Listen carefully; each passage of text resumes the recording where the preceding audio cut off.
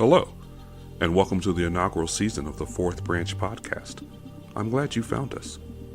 Our premise here is simple. Let's get real people together to talk about the subjects that they care about. This week, we're going to explore diversity in entertainment. What do you like to watch? And what in particular do you like to watch for in your movies and TV shows? Should our entertainment make a concerted effort to speak to the issues of our day? Or should they provide an escape from our sometimes hectic world? How important is representation to you? And do you feel the actors, writers, and producers of our entertainment have a responsibility to us to make sure that we can see ourselves in their work? As is customary on our podcast, we want to explore beliefs, thoughts, ideas, and opinions from across the spectrum. The way we see it, every voice should find value in the arena of public discourse, including you and me. My name is Atal Osama, and I hope you enjoy the show. Welcome to the conversation. Let's get started.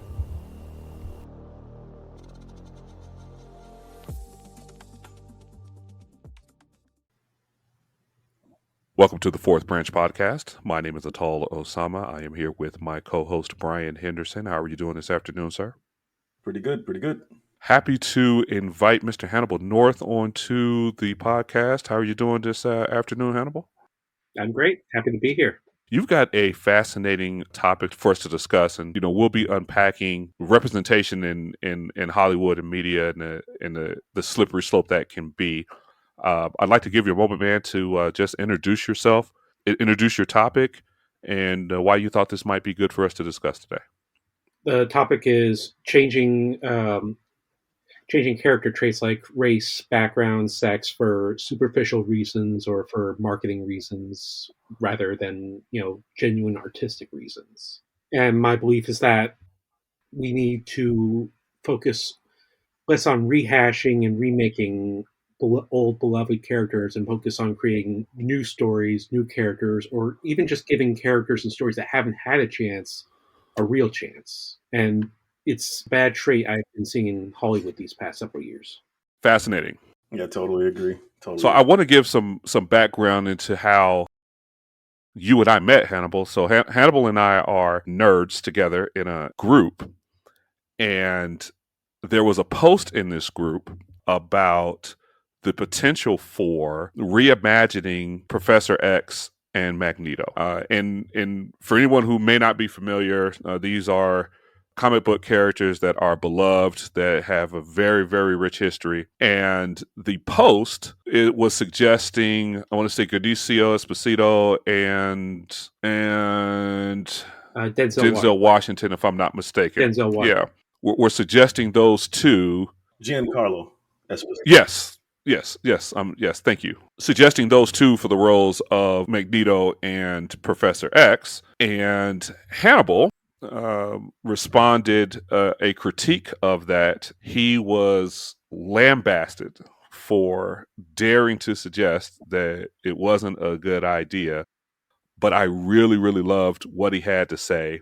And he and I sparked a discussion, a conversation, and that's what led us here. So if I could start you there, Hannibal, when you read the post, what prompted you to want to respond in the way that you did? What was your feelings and your takeaways? My feeling was that it was just another mistake by Hollywood to mistake change for originality and rehashing for creativity. It was just a desperate marketing ploy that I hope doesn't come to pass for just the sake of the story.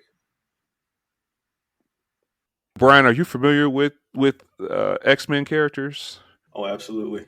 I think I've read every X-Men and Avenger comic book from the 70s because my uncle gave me all of his old comic books and kept buying them through the early 80s.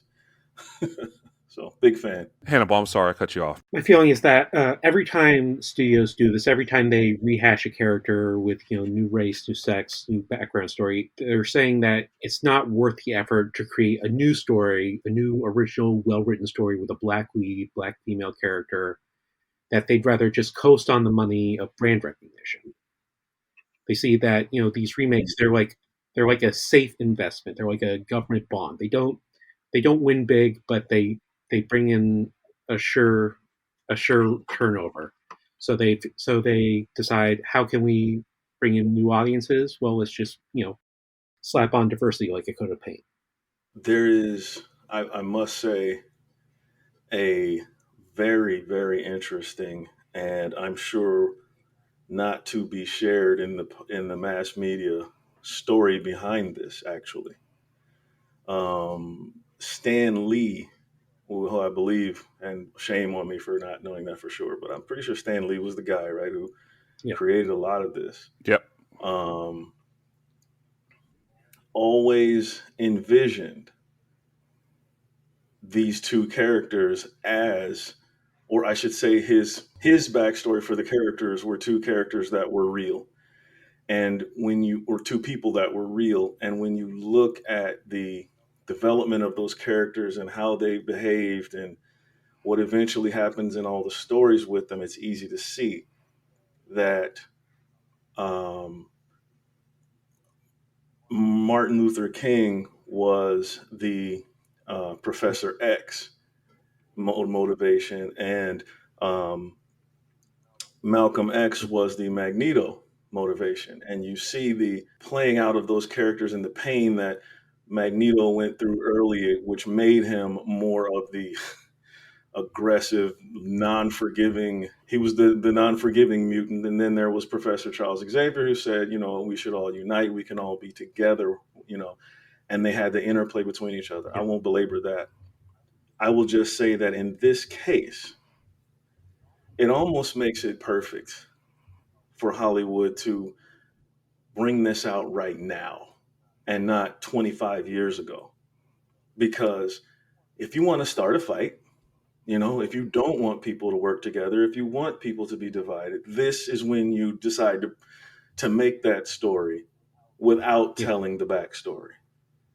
And I believe that Hollywood is about, as you said, Hannibal, it's so about the money that they're never going to tell that backstory anyway, because many people would just not go see it based on that. It's terrible timing to do it, in my And opinion. irritating people, this is an ongoing strategy because this drums up controversy. This is free marketing, and it kind of guilts people into seeing these movies because, like, if you criticize it, you're racist or you're sexist, and if I imagine some people see these movies just to prove that they aren't, just to like prove to themselves, like just self virtue signaling. Right. Like this is called fan baiting. They do it to just rile people up because that gets people talking about the project. Any publicity is good publicity, I believe they say. Now, Hannibal, you're a writer by trade. So I Yeah, have a question that I would like to pose. sure. How important are these demographic markers to the characters that you create? Well, I do try to have diversity in my stories, but I don't make it like a selling point. And when I do it, Mm, especially in like a fictional scenario, I try to weave it into the lore to make it, it's not just an aesthetic choice. It's actually part of like the culture or the landscape, so that it fits in neatly. Um, like if you look at Rings of Power, that yeah. they kind of ham-fistedly include diversity, but it's not that they couldn't do it. It's just that they did it wrong. Like if you take if you take the elf, for example, the that guy, I can't remember his name, was he was always flirting with that single mom in the village. you know um there's no explanation about like where that diversity comes from. But imagine if he had like told her a story about, like, one of my ancestors married a human who came from a land of, as in a Tolkien way of saying, Right. of rolling dunes and burning sun. And that's where my family gets a skin tone, and that's why I believe that I, as an elf, and you as a human, we can come together and live happily. Like, if that could have tied into their whole romance and just really solidified his place and the origins of his family, and that would just fit in seamlessly. But Amazon didn't want to do it because, sort of putting in that effort or acknowledging it, they felt like that would kind of, I don't want to say disrespectful, but I felt like it would be almost too on the nose. Like they want to do something new, but they don't want to make it fit in. They want it to be on the nose. Yeah, I'm as a self-proclaimed pop culture nerd, Mm. backstory and lore is very important to me. And I want to get back to something that Brian was saying. I'm familiar with the inspirations for the X-Men story, right? I'm familiar with that. I happen to think that it was genius on the part of Stan Lee not to make those characters black, because it creates universality in those challenges. It doesn't matter. You don't have to be black in order to relate to Magneto's story, right? You don't have to be black in order to relate to Professor X's story. And the idea that you could take someone who was a Jewish German survivor and make their backstory completely relatable to your inspiration says something about how universal those themes are. So I liked that fact. Now, specific to this particular post, I do have to say, Marvel has the multiverse. You could make any story. You could make any story work creatively if you wanted to. You could make an argument that, this is a variant of Magneto and this is his story, and this is another variant and this is their story. But what I really want to hone in on is the larger point, Hannibal, that I think you're trying to make, and that is there benefit? Is it saying something positive to change the skin tone of the Little Mermaid? Is that progression? Is it saying something positive? Like if and before I say this, I don't have anything against transsexual midgets, but if there was a Superman comic and Superman was a transsexual midget, that's not a story, because that's not the Superman that I know. And that doesn't mean that I dislike transsexual midgets. I just don't relate that to the Superman story. And am I wrong for that? Is that in the name of progress, should we be looking for ways to reimagine these iconic characters so that transsexual midgets can have a hero to look up to? Because this is always the argument, right? They need heroes too. And should that be considered? Is that something that we should take a look at? Well, my belief is that just I'm fine with more representation, more diversity. I just want to see these studios put in the work to be creative with it, just to create these new stories, because we're still rolling on Superman and Batman after decades. 30 years, right? Yeah. Well, you look into Japan and the East, and they're coming up with new characters, new stories all the time. They aren't rehashing Astro Boy every 5 years. Right. Right.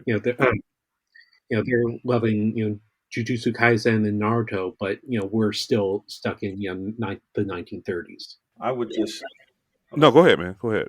I was just gonna tweak one statement to reflect a little bit like the way I think about it.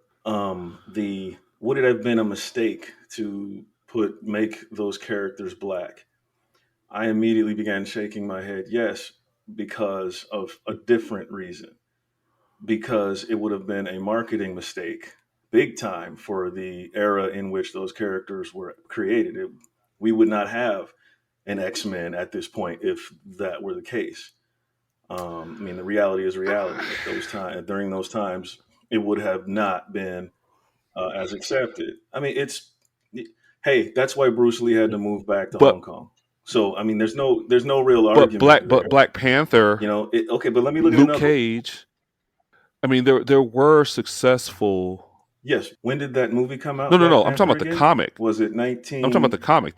90, or was it? Understood. And I would bet anything that the distribution of the Black Panther comic book, I don't know this for a fact, I'm speaking off the top of my head.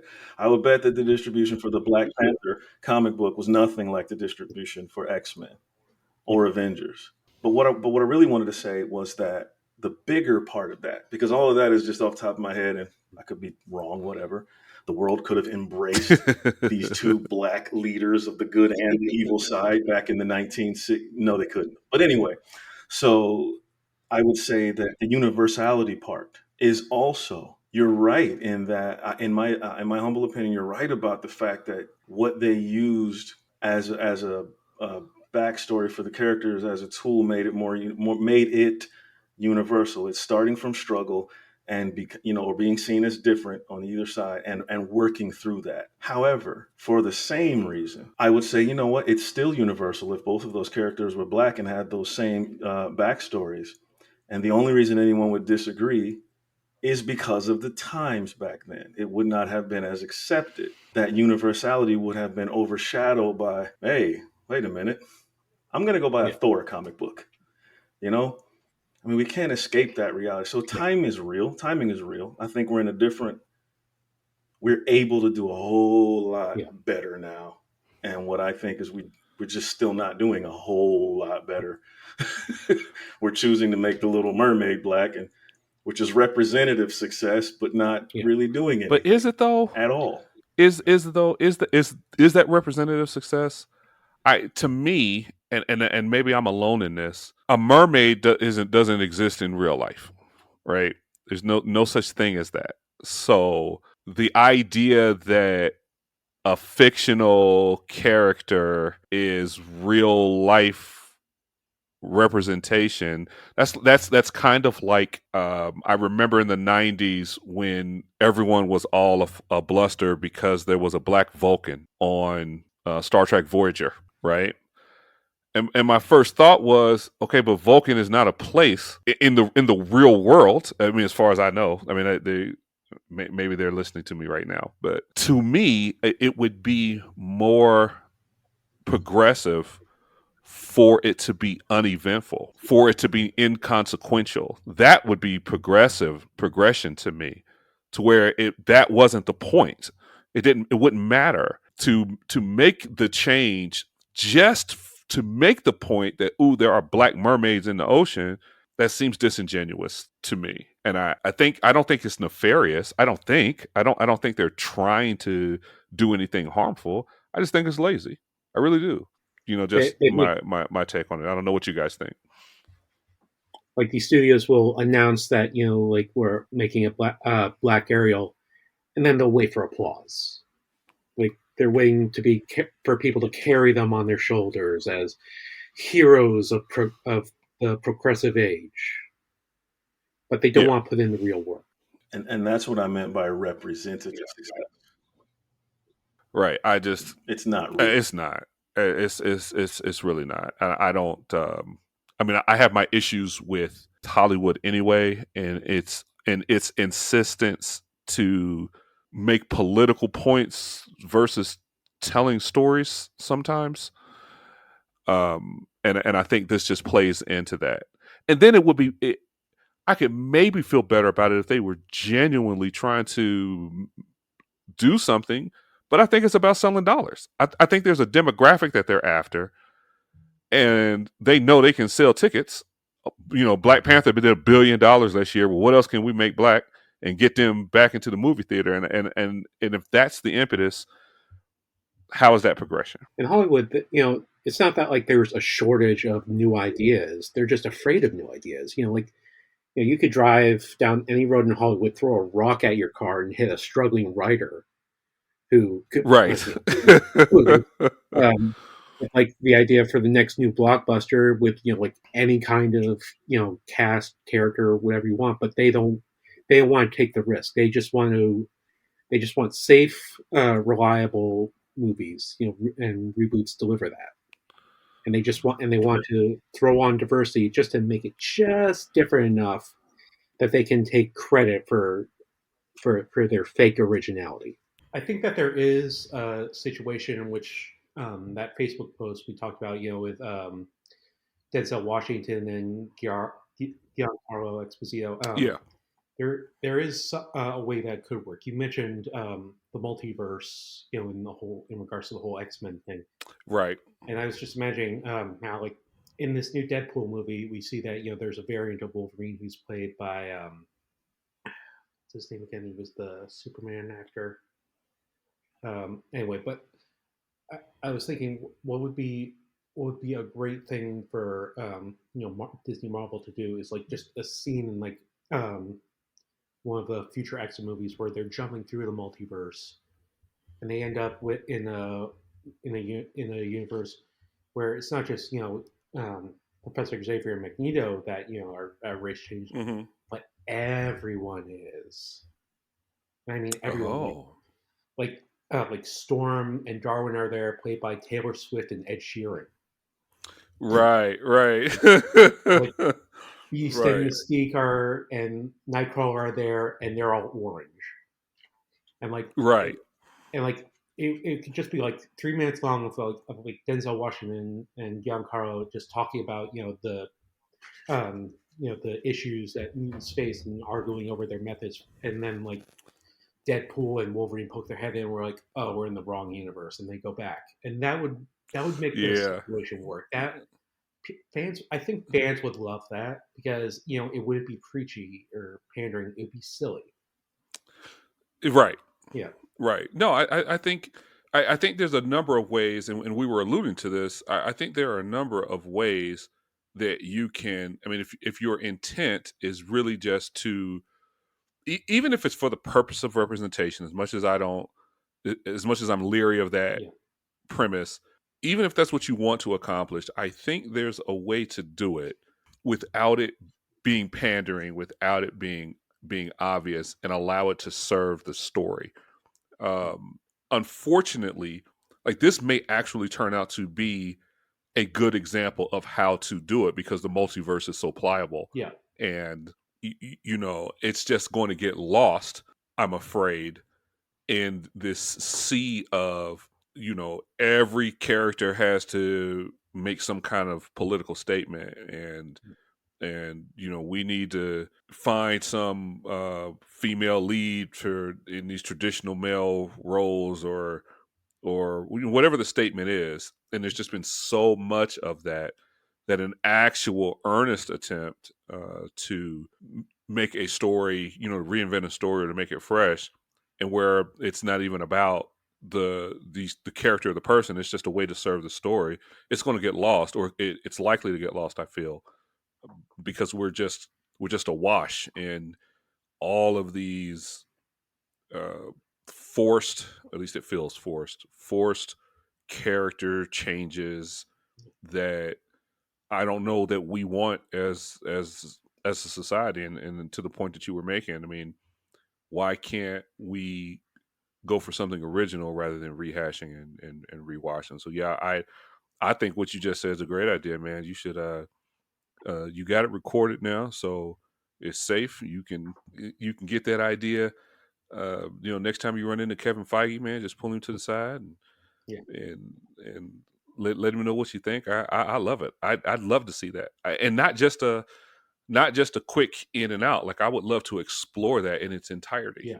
And just see what that universe is like. Yeah. That's very interesting. This is something that I was thinking about. Reflecting on what do you think is the realistic opportunity to create something new?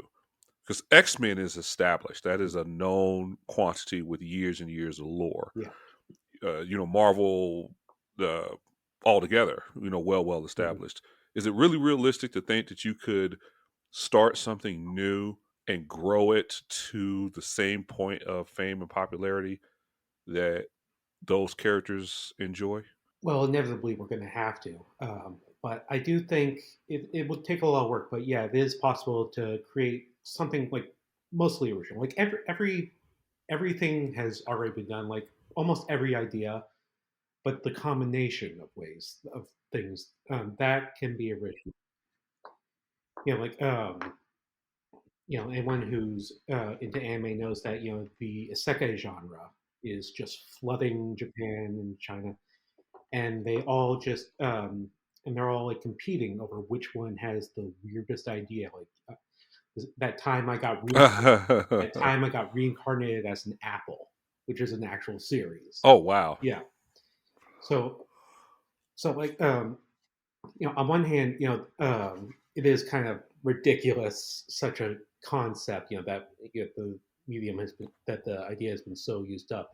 But on the other hand, that is a great example of the kind of how there's still room for creativity. Like there are certain elements of X-Men, all which, like, you could dissect the X-Men universe to all of its main components, and for the ones you like, and you just combine them with other story elements, other things, and keep what you love, but just twist it and recreate it and just fit it into new ways to create new stories, new characters, new ideas. There's no original. There are a few original ideas still left, but how they can be made and executed and written, that is limitless. So what would you charge? I know you said, being original and being creative. Do you think the consumer holds responsibility for the prevalence of this? Because this is not a new trope. This has been, as you said, this has been going on for some time. Is it because we like it? Is it because we accept it? Is there a market for this? And Brian, I really want to throw this to you.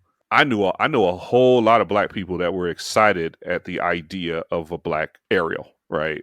Celebrated, loved it. Is that quantifiable? Is that actually something good that, little girls get to see a Black Ariel? Is there any merit to their argument at all?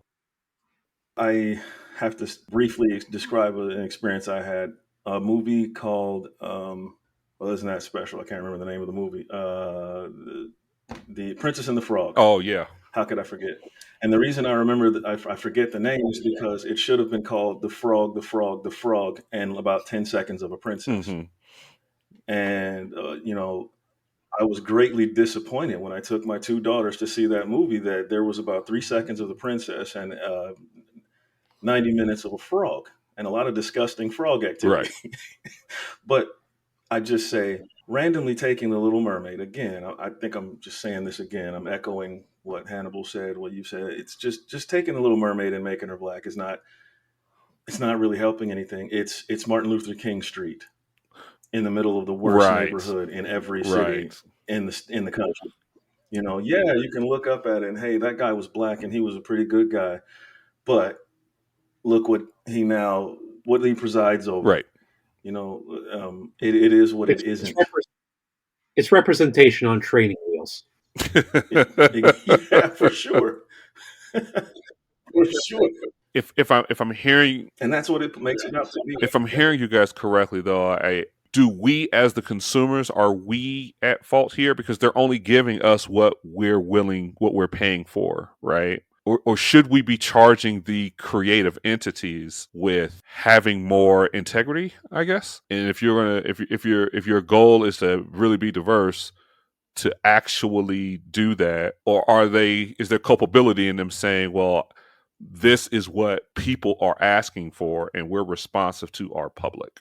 Well, I think one of the issues is that it's the major studios that are putting out reboots, and it's the small indie studios that are putting out new stories. And what are you going to put your trust in? Are you going to trust a studio you've never heard of, or a studio that's giving you that built your childhood, and right. That is kind of feeding you that that wonderful nostalgia drug? But there definitely is a hunger for creativity and originality in moviegoers, and I think one of the issues is like these movie studios like Disney, there's a bossiness with them there where they used to say we made this movie and we're sure you're going to love it. Now it's we made this movie and you're going to like it because we tell you to. You're going to watch it because that's what we put out, not because you're interested in it. Can we call that virtue flexing? Like something a little bit better than signaling? And it's kind of what what Hannibal was alluding to earlier, right? We're so great, and we're patting each other on the back because we had the courage to cast this person for this role, and I don't think that there's a. I guess what I'm really driving at here, and what I really want to ask here is, the pop culture people are fanatical, like sports fans. Sports fans are fanatical. You know, they're very, very protective of their properties and communities and you know what Star Wars has just gone through with some of the changes that they tried to introduce. It was brutal. It was brutal, and I'm a Star Wars fan. I hate all three of those movies because it abandoned what I grew up on, and I feel entitled to that, right? I feel like I've known who Luke Skywalker was for 30 years. Don't rewrite that character. So where is the balance between an honest, genuine effort to expand the palette and the opportunistic money grab of we just going to paint this person in. You were talking about the Princess and the Frog, right? So Hannibal, I assume you've seen the Princess and the Frog. Did you are No, I you haven't. a Disney? No. Okay. Don't worry about it. So I remember at the time that the Princess and the Frog came out, the point that you're making, Brian, was one of the major pushbacks against the movie, right? The movie was touted as a black princess, right? It's the original story and a black princess, but she's a frog for the entirety of the movie. And how that took away from this idea that, you know, you would never have Snow White or Mulan or any of these other characters as an animal for the majority of the picture, and then call that inclusion or call that diversity. But my question is it a good story? Right? Are you telling the story for the purposes of the inclusion and diversity, or are you telling the story for the purposes of entertaining? And who's the arbiter of that? And who's responsible for that? Because if it was a good story, does it really matter whether or not she was a frog for the majority? Or it's kind of like we're punishing them for doing what we're asking them to do. They told a story instead of trying to pay attention to having a black face on the screen for 45 minutes. Which way is right? I think that since the Princess and the Frog was sort of one of a kind. It was the first black Disney princess. I think the error was that they did the frog. They did that frog thing for the whole movie with the first black Disney princess. But if they had done that in the second one instead, then that would have softened the blow. That would have kept the diversity in the frog, the diversity element and the frog element separate for like two movies. Like didn't even have to be like the same characters, but like just check one box and then check the other for different movies, and that would have been a lot less impactful. One way to look at this, I think, because I like how you asked the question. It's the 10,000-foot view of okay, are we expecting? What are we expecting versus what they're doing? Are they really letting us down or are they not? And I think it comes back to something that seems almost unrelated, and it would be something that really took prevalence about the time that those movies came out, or the idea of it, and it was ESG scores for all companies or corporations, entertainment, teaching, trash delivery guys, everything. And it's environmental, social, and governance. And if you want that government money, which does exist, I found out about it maybe 10 to 12 years ago, that our federal government has a committee or an oversight group that is charged with handing out funds, federal funds, to entertainment for adding the proper things into their movies and television shows. Has wonderful money for startups to put that's why we see certain things proliferate in the media so quickly. And if you're going to get a proper ESG score, yet also not lose your base and or I shouldn't say base, and not lose your clientele at the same time, then if you think about it, The Princess and the Frog was the greatest idea you could possibly come up with, because you're getting the money, Check all you're the getting the boxes. okay, you're getting the to virtue signal, but you don't have to make angry the people who don't want to take their daughters to see the Black Princess. Unfortunately, those people, they exist, and I think I think the entertainment industry definitely thinks they exist. And so they don't want to turn those people off. They don't want to lose anybody while gaining anyone else. They just want to gain, like any business. So it's like they hedge their Yeah. bets. Like, okay, for all of you who are used to watching Snow White and Cinderella and all that, okay, here's what we're going to do for you: Princess and the Frog. It is a wonderful story. It really is. But I agree. If it were the second story where she spent most of the time as the frog, then you've done the character development, you've done all this stuff, and this is just something that happened.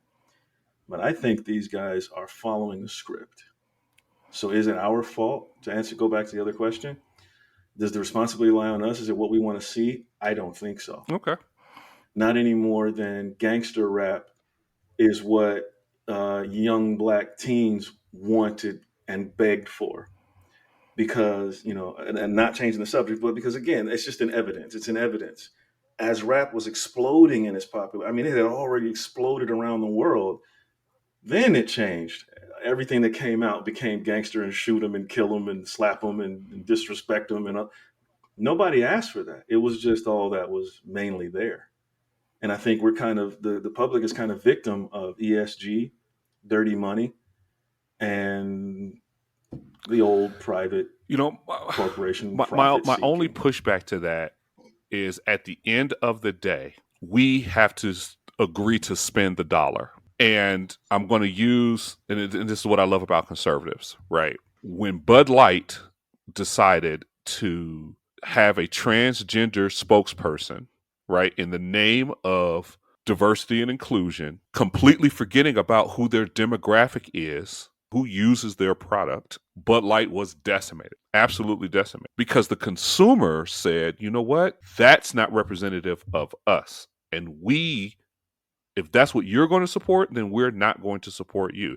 And not to wade into that argument or to say who's right or wrong, but I don't think that companies are just free to make these kinds of changes with no regard to the consumer base. If they didn't think it was going to be profitable, it is a business at the end of the day. And if they didn't think it was going to be profitable, I don't think they would make the decision to do it. And to me, that sounds like that puts the onus on the public. And using the Bud Light example, right, they had to completely regroup and rebound because they overstepped in the minds of their consumer base, and they paid dearly for it. So when Spider-Man gets rebooted again for the 5th time here in the last 25 years, that's only because we continue to go see it, right? And Hannibal, this is why I was asking you the question that I was asking earlier.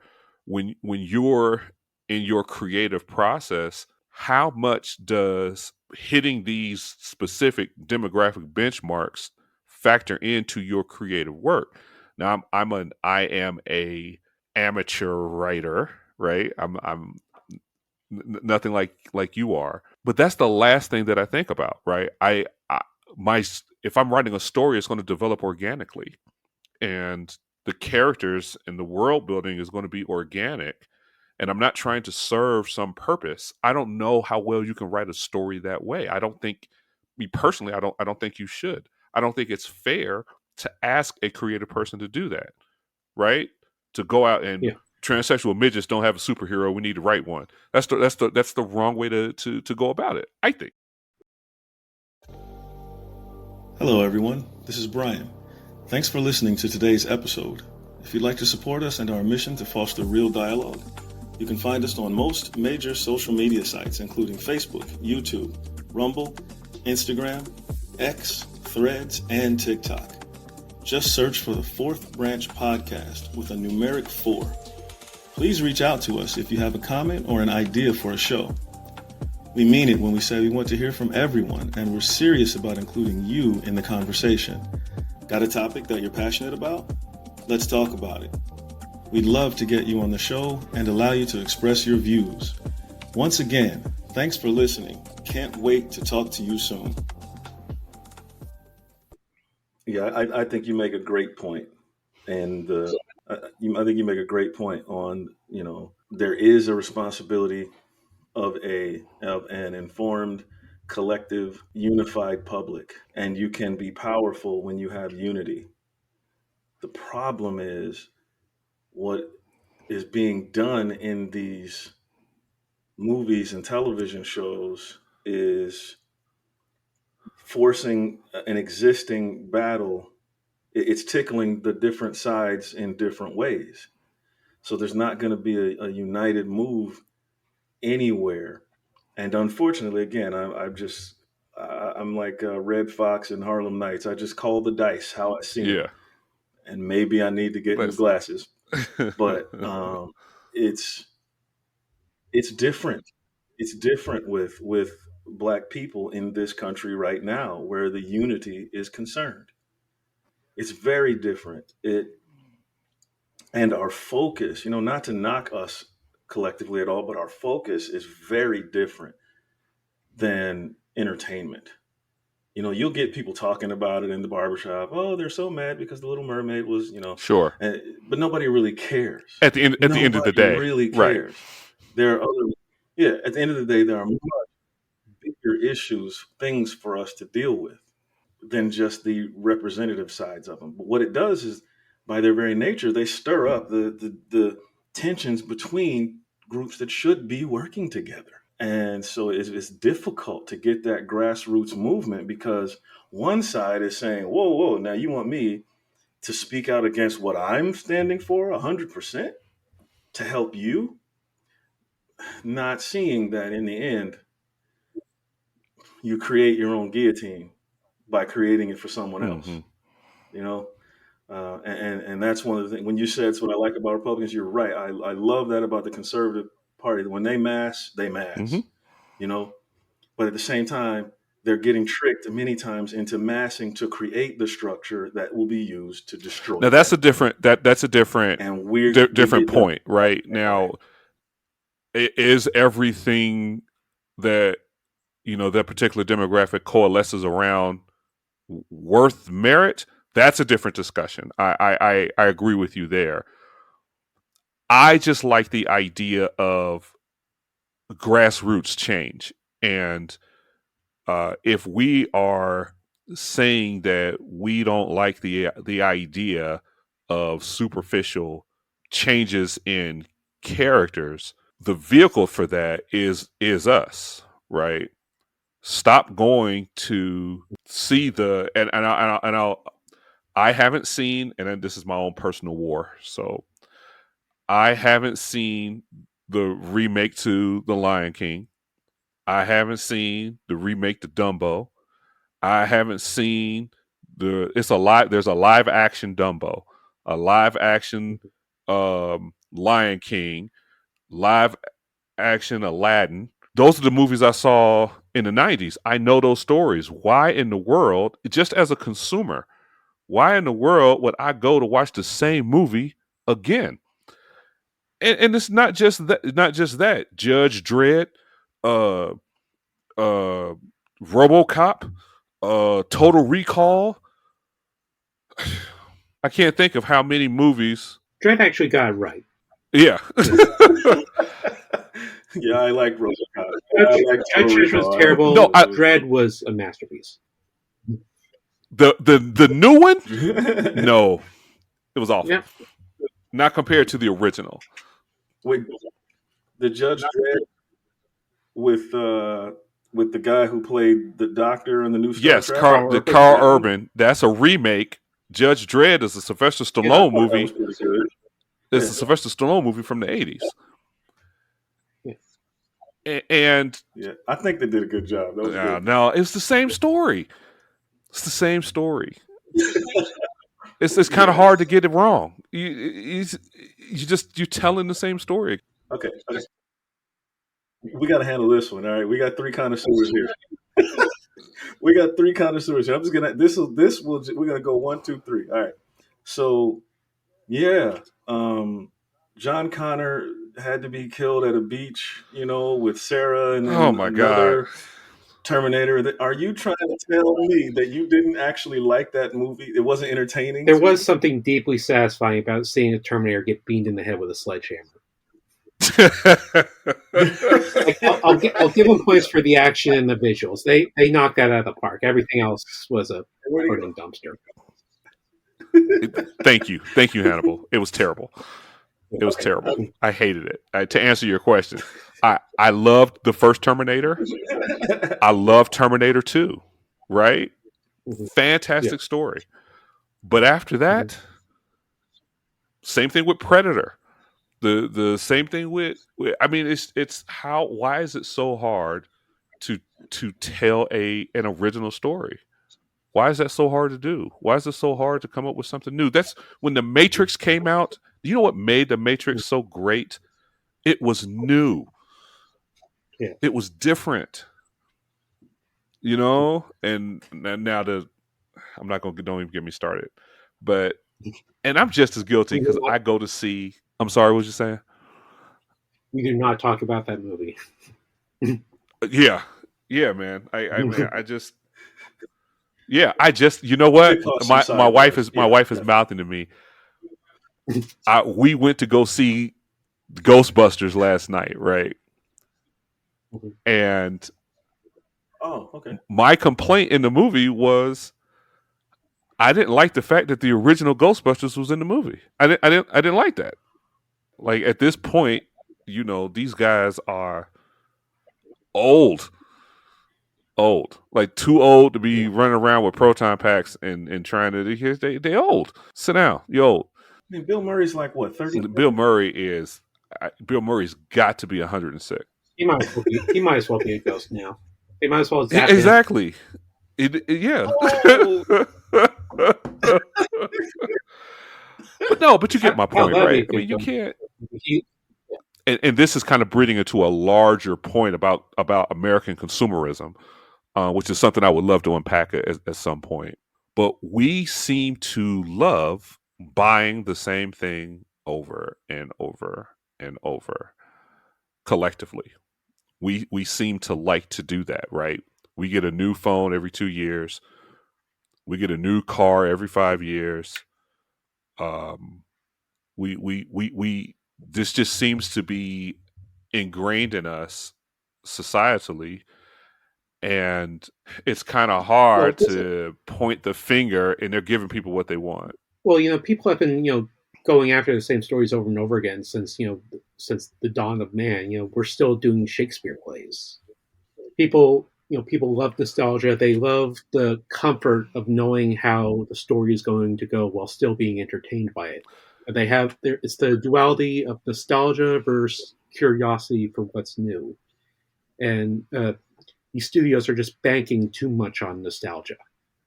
Yeah, nostalgia though, like because you're right. One of my favorite movies is The Shawshank Redemption. I watch that movie every chance I get, right? Because I know the story, I know it word for word, but I still enjoy watching it, right? I get that. I agree with that. But if you're going to tell me that there's going to be a new Shawshank Redemption starring Natalie Portman and Nicki Minaj, I'm not going to watch that. I don't want to see that. Shame on you for making me visualize that. Which, by the way, I love Natalie Portman and I love Nicki Minaj. I don't have anything against them individually. I have a problem with remaking a story that I've already.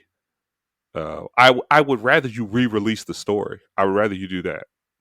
I'd rather you re-release the same story and let me have that theater experience again with a movie I love, than to, we're going to tell it again for a new generation. That's my 2 cents. I'm off my soapbox. And you have to be careful. You have to be careful with the re-release of the same, because in some you have to keep it limited, like I think they do now. Like just this past weekend, for all to know now, because I'm saying this publicly, It was a fantastic birthday present that I went at 11 o'clock in the morning to watch Labyrinth at the Ah. movie theaters.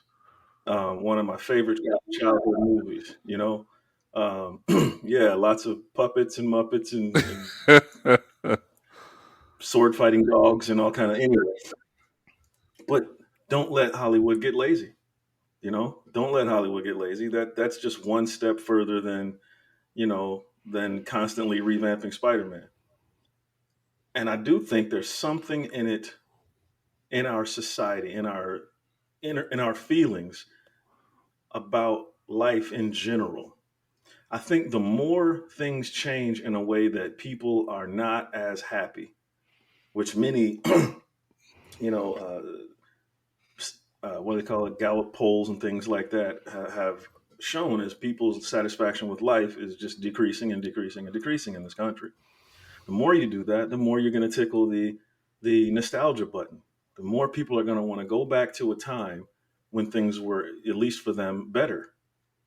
And you can get away more with recreating the old stuff because people have that yearning. They want to get back to something they've lost. They can't put their finger on it, but they know they've Yeah, lost something. that's the And I mean, make that's a let's little make more. America great again and take America back, and we're gonna kick some ass. Right. That feeling of nostalgia, like Hannibal was saying. Yeah, I think you're right there. And I think there's definitely room for remakes. It's just that these studios are going after the wrong stories. I want to see remakes of movies that never got the justice they deserved, whether it was because low budget, bad special effects, or they just were never able to cover or fulfill their full potential of the story. Like I was thinking the other Like day, Dune. I would love, yeah, and that, like Dune is a remake done great. I was just the other day, I was thinking I would love a remake of the movie Soylent Green, where Oh my where God. where Oh Oh wow. my where, God.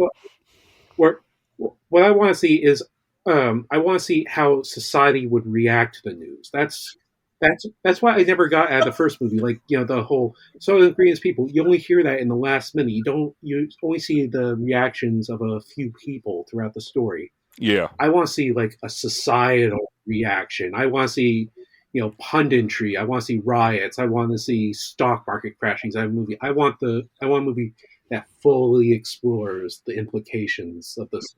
And you say that at the perfect Wouldn't it be time timely? because they're already advertising. It's so much better than meat, isn't it? Right. Yeah. That's what they keep telling us. And Yeah, that there's so much yes. sliding down The that the tunnel. the impossible meat people would be strongly protesting against a Soylent Green release remake now. There's free That's the advertising. last thing they want. Yeah, right. Yeah, but no, I agree with you, man. I think that's The first thing I thought when he said it was, wow. yeah. I can think of a lot of movies like that. Sorry, go ahead. Planet of the Apes, the Planet of the Apes reboot, I thought was good. They had you have the special effects to tell the story in a way that you just couldn't 50 years ago. So you're right. I don't want to just rail against remakes. I'm just talking about the shameless, tasteless money grabs that Thor: Love and Thunder. I don't know what that movie was for, right? It's the fourth I haven't Thor even seen movie, it. I'm just too scared. and I love Thor. It was. I love Thor. I love Thor. Seriously, like Thor. I read that movie. But when I watched that movie, it was just like, oh, number one, this movie is not for me. It is for young girls from about 10 years old till 40. Right. And that's about it. Yeah. I mean, it Yeah, was. I haven't seen it because I'm just too scared. I know it's gonna just be torture. Like don't do it. I'm the kind of I like Dark World more than Ragnarok. I'm that kind of fan. But Ragnarok, yeah. Well, no, I would love to hear your take on it because we I got my issues with Marvel, but Why do you say that? Why Dark World over Ragnarok? Ragnarok tried way too hard to be funny. Like, the early Marvel movies were good. They sprinkled the jokes on. It was a tense situation, but with a laugh every now and then. But Ragnarok, it was a comedy over an adventure movie, and I just know that Love and Thunder is the same way. The same, just ridiculous jokes again and again and again, over and over, and that's why I just can't stomach it. It's bad. It's bad, man. Let me, A joke every now and then is good, but dark, gritty storylines, those are what draw me. Like Winter Soldier, that is like Winter Oh Soldier's man, love that movie. Yeah, one of my favorites. Yeah, because it doesn't treat the audience as kids. It like shows them like this is the kind of dark underbelly of Marvel, of Shield, and that's what makes it so good. I think what you said about finding other movies is an amazing idea. I mean, again, the first one you mentioned is mind blowing, but there's so many more. I mean, Logan's Run would be a good one to see remade. That would be amazing. Yeah. They tried with that movie with The Island, I think it was it Ewan McGregor and I forget. Well, she's also in Marvel, the lady, the co-star. Oh wow, she's the assassin, red-haired assassin. Oh, Scarlett Johansson. I forgot her name. Yes, they tried with The Island, but it wasn't the same. Like Logan's Run would be amazing, but I think for all of some of the reasons we've already mentioned, that's why a lot of those really good movies that would be really good remakes they're not going to happen because I heard that The Island of Dr. Moreau is getting an adaptation with Anthony Hopkins, and that intrigues me. Yeah, because I hated the first one, so that actually was told a couple times. There was an Island of Dr. Moreau movie that was done in the 50s. Right, it was old, yeah, pretty old. Growing up, there was, I can't remember when cable was popularized, but cable didn't make it into my house until I was in high school. So my TV was late night, old movies, old TV shows. I think that may be why my standard for storytelling is like it is, because I have an expectation for there to be a story, for it to be well written and well acted. And I think that the audience is getting to a point, partly due to saturation, but partly just tired of these rehashed tropes. There seems to be this concerted effort to find these super strong, invincible female leads. It's what, in my humble opinion, is what sank the last 3 Star Wars movies. Girl power. To take what it takes to be a Jedi, right? And you have to go and learn and study and train. It's not just being a force wielder, but this is what I love about Avatar and The Last Airbender, right? You have to master these skills, and that's what makes you a powerful user. And then in the last 3 Star Wars movies, like the girl just had a good cry, and now she's the best user in the galaxy, and it completely undermined what it meant to be a Jedi. I think Disney is starting to be aware of that. They're starting to, move stuff around. They're starting to, look at, I believe that the president is either resigning or he's being kicked out, and someone new is taking his place because, they're aware that things are going wrong. They're aware that their recent movies have bombed. So I think they're starting to learn their lesson. I hope so. So, do you guys think that diversity and inclusion is a good objective for a storyteller? As long as it fits, as long as it's used to expand the lore, and as long as it fits cohesively in the story, I think then it's definitely a good thing. Like it's good that we're getting more representation in Hollywood. It just needs to be applied correctly, with real artistic care to just make it all fit like a puzzle. And that's not what Disney is doing right now. I take it back to the best stories, the best entertainment I've ever had, a book. And I say that because everyone, almost to a person who likes to read, says the movie was never as Well, good it as the can't be. book. And it's and I think the reason it can't be is because when you read the book, you envision the characters exactly as not only they need to be to fit what the book is saying, but what you want them to be in each one of their parts. And I think to have a goal of diversity defeats the purpose of just. It's like I think you said something like this, Hannibal, that when you're creating the story, the only thing you should be thinking about is developing these characters into how they fit. What is the world they live in?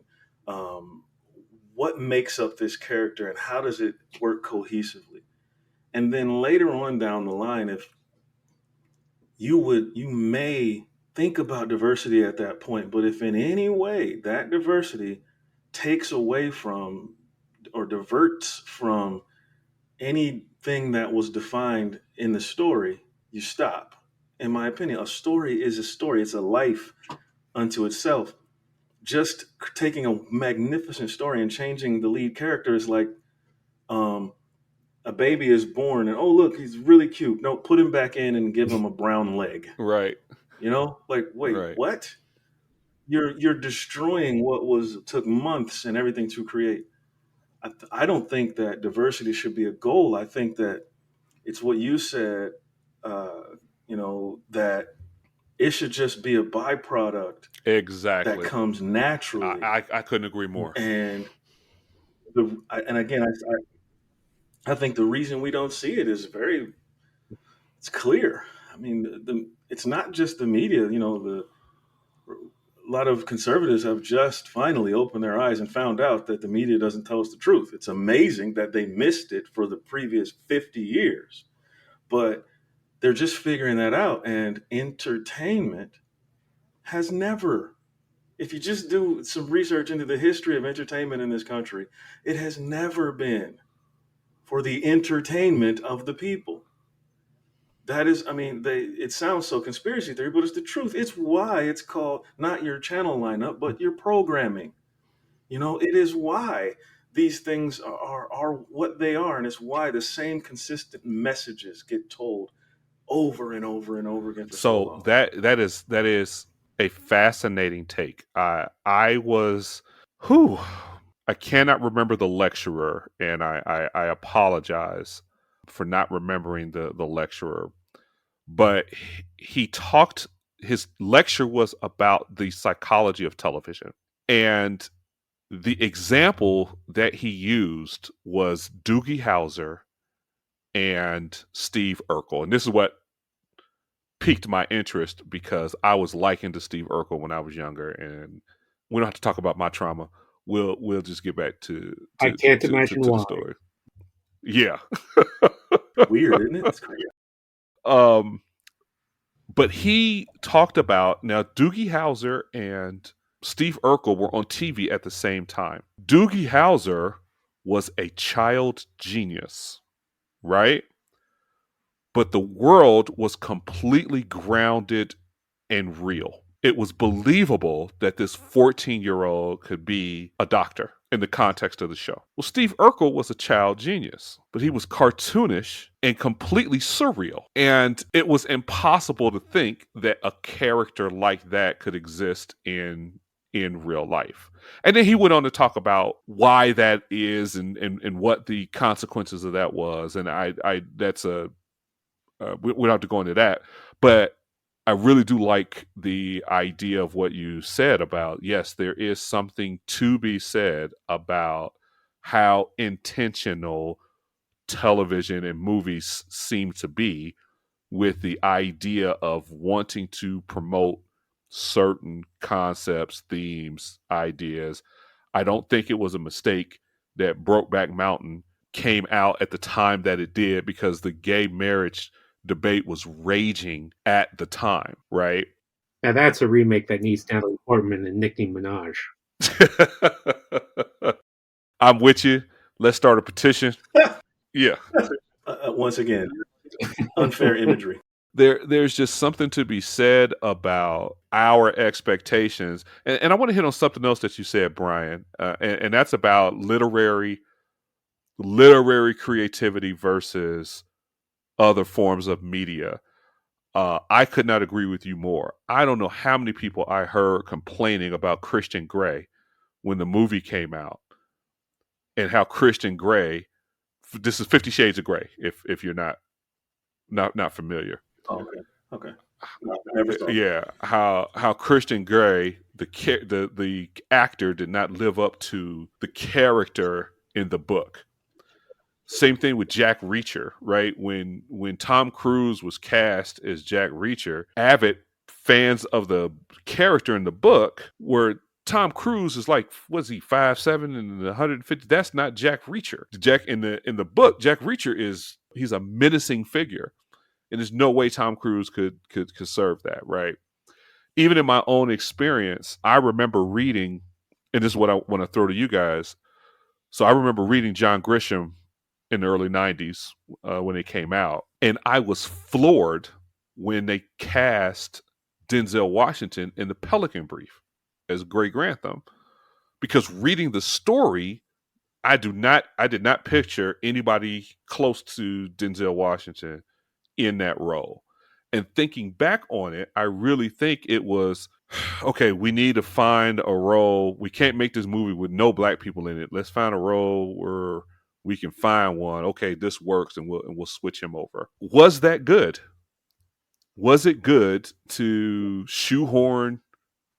I shouldn't say shoehorn. I don't know. Should there be a concerted effort, or should it just be the creators just be devoted to storytelling? And it seems like at times we want both. We want original, genuine storytelling, but at the same time, which one is it? Is Friends a really good show, or did they miss an opportunity to have some diversity?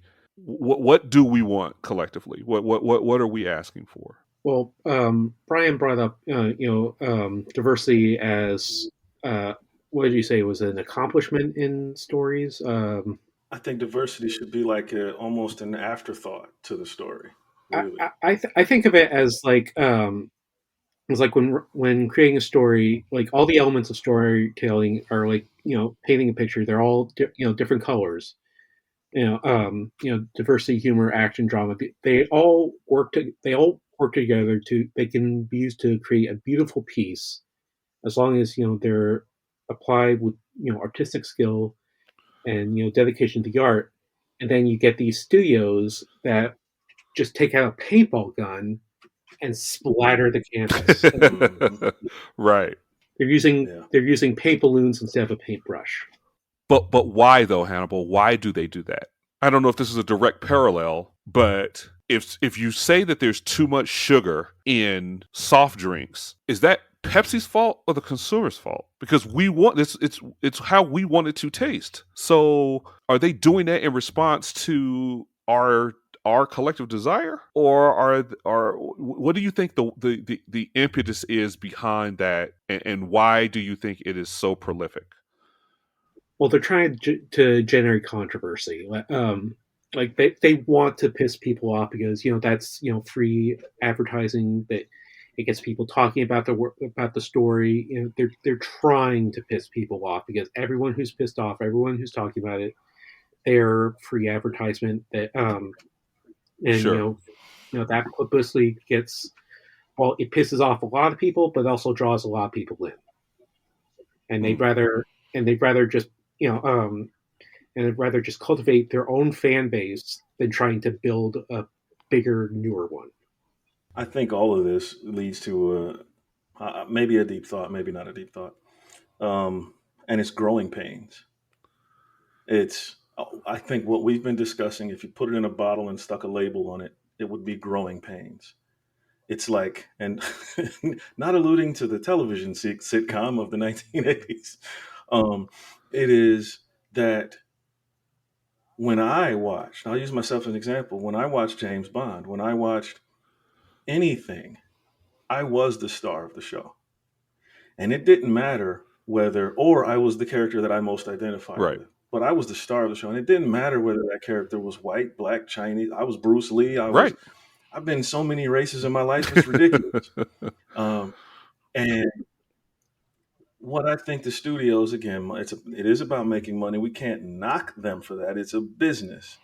So, it's the growing pains of, we know if we cast this movie with all black people, it's not going to do as well. It's just not, because there's that portion of people that's just not going to go see it because of that. At the same time, I give people credit. I give young people credit, especially. I think if you take away all of the messed up teachings and the politics and everything else, I think that all the white children out there, the Chinese children, the Native American children, whatever you want to call them, they're watching movies the same way I watched movies when I was a kid. Right. I didn't care whether Conan was, a guy from Germany who was actually playing a guy from Samaria Right. who was actually playing anyway. I didn't care. Conan was cool. And you know what? I think when I grow up, I want to have gigantic muscles. I want to be a hero. And one day, we're going to understand something on this planet, and that is that there is no such thing as diversity anyway. There's one species of human beings on this planet that have different looks, different hair texture, different everything, but one species. And it's not going to matter one day. It's going to be, and we're feeling all the growing pains, and how we're getting there is so circuitous. It's like, well, here's one reason we're getting there. We got a negative impetus that's creating this Sure. change, but yet it is creating this change. Like, I didn't like the president before the last president very much at all, but I know that what he represented to a lot of young black children was amazing. Sure. Amazing. And so therefore, if we're getting down the road towards something that's better, we're going to have to feel the growing pains on the way these conversations are going to happen. And in the end, people, they're going to realize, hey, there's 3 people on this screen. One's darker than the other 2. One's lighter than the other 2. One's some Is weird in the form middle. of beigeish orange, and and they're people. And guess what? They were just watching movies. They write. They like entertainment. They think. And that one day, hopefully, that'll be it. Yeah. I think that is absolutely phenomenal. I've never been a fan of I completely see race as a social construct, right? So we just choose to divide ourselves up this way, but we could take, I don't know, arm hair thickness and divide ourselves up that way if we wanted to.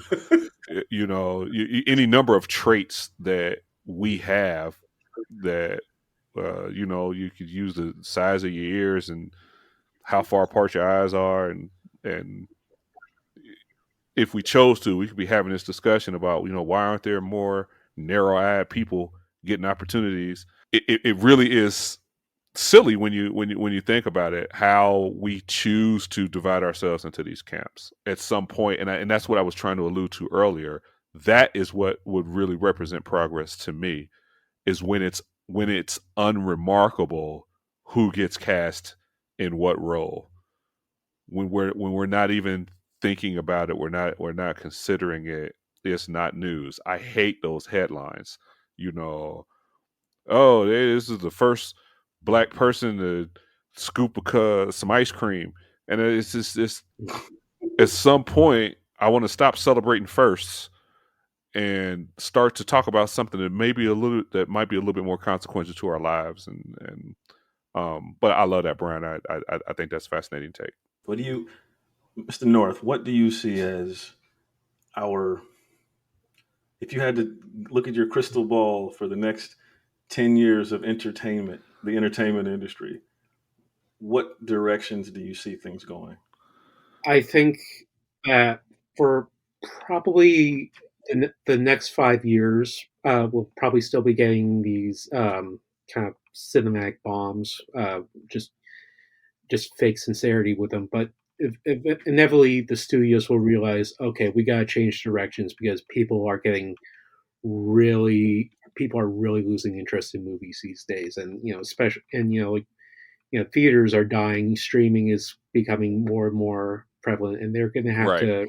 be they're going to have to find a way to keep people interested, and they're going to have to rediscover originality. Streaming has actually done a lot because we're kind of in the era of peak TV, and that's allowing for a lot of new shows to get created and be seen by people who couldn't before because of it was just on cable TV, and if you missed it, you didn't record it, you never saw it. And now we have the choice. Now we have a better choice to choose what we want to see instead of what just is on. And I think the studios they're either going to notice this and learn from it, or they're just going to die. It's adapt or die. I was going to kind of turn this one toward you. You think there's a chance that these studios won't die, but maybe they may morph into, kind of like what the music industry has had to do? So You think they'll morph to try to keep doing the same thing? I am a big believer in the power of free market and how free market shapes just about everything that we do. And I don't think entertainment is any different. Hannibal, you guys both have really hit the nail on the head here. 45 years ago, you had limited sources to go to for entertainment, right? You had the big three networks and PBS, and that was it. The floodgates have opened, and even beyond the streaming services, a good portion of when I want to entertain myself, a good portion of what I get is reels from YouTube and Instagram, right? Anybody can really be a content creator in a very literal sense. I mean, that's what we're doing right now, and I think the result of that is going to be that the increase in product is going to drive quality, and the better things will rise. The things that don't do so well will fade away because we have choice. And I think Hannibal's the one who said it. He hit the nail on the head. That drive in quality is going to require originality. It's going to require real creativity, because if you don't do that, if you're not willing to do that, there's someone else who is, and it's too easy to turn the consumer's attention somewhere else.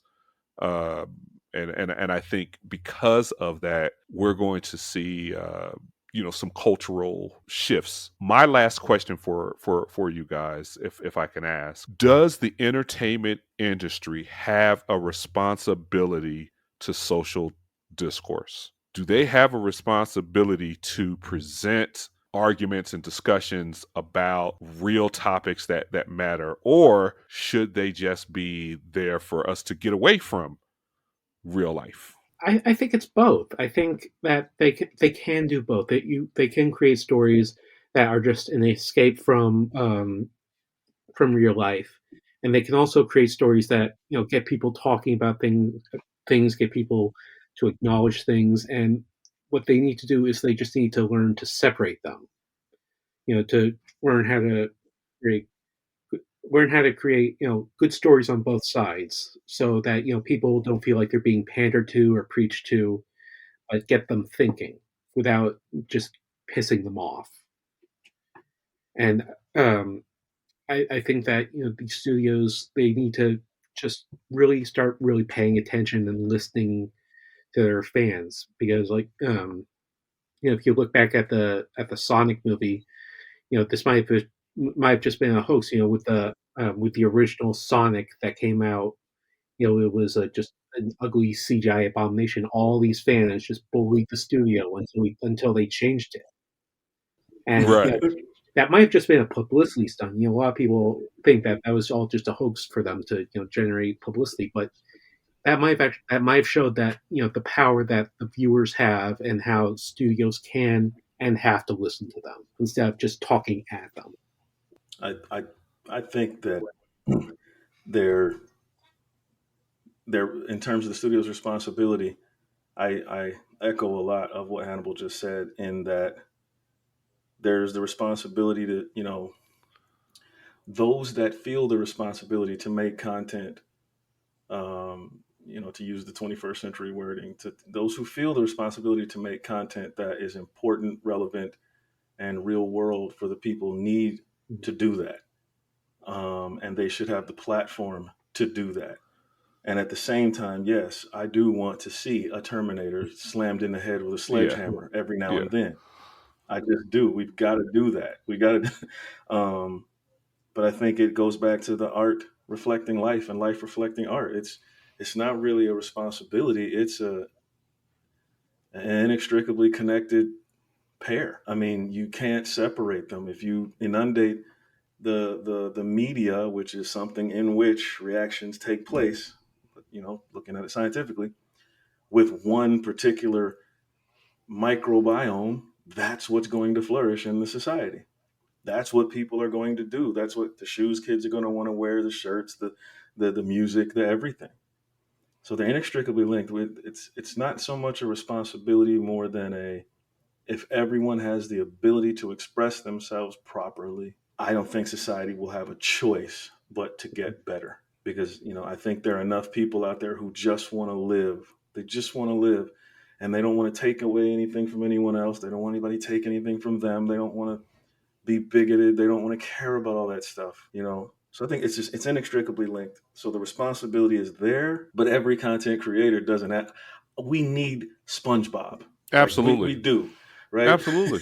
He's not solving any world problems at all, but we need SpongeBob. And that's where I'll end that comment. This has been a wonderful, sprawling discussion, guys. We are coming up on our time here. I wanted to take a moment to thank you both for being so candid, and really do appreciate you guys sharing your thoughts and opinions. I'd like to give you an opportunity to give some closing thoughts, if you have any. And, for my part, I think we absolutely have a societal responsibility to dictate what we want in any marketplace, not just specific to entertainment, but we have the power, and I might even go as far as to say the responsibility, to demand that the things that we consume are things that we want and are healthy for us. I don't think this is any different, and that'll be my closing point. Any last words you gentlemen would like to share? Yeah, I'll let Hannibal have the last word on this. I'll just say that there is power in unity. And until we get rid of these divisions, these false divisions between us, we're going to continue to walk up to the country's restaurant and get served slop. And, if we don't come together, then entertainment, art is going to be a reflection of real life. I'm just still thinking of Natalie Portman and Nicki Minaj in that Brokeback Mountain remake. Yeah, hey. We can crowdsource that.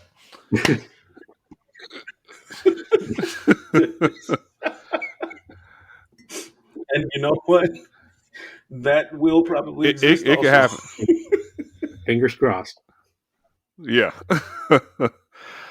Oh, wonderful. Thank you so much, gentlemen. And look forward to Hannibal. I hope we can get you to speak with us again, man. This has been fantastic having you on. Really do appreciate it. Absolutely. I'd absolutely love to. All right. Thank you, gentlemen. Thank you. Thank you. Until next time.